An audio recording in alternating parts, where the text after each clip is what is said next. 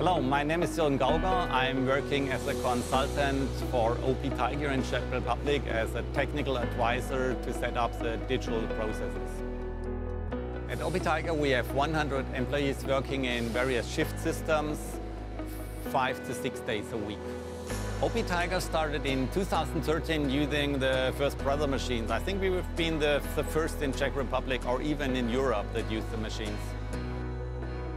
We have around 40 brother machines running right now, most of them GT3 and also the Bulk Pro machine.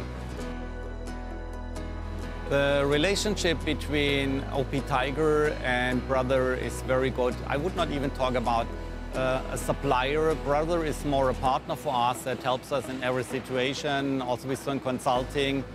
With the brother machines we produce actually from 5,000 to 12,000 shirts a day, depending on the season.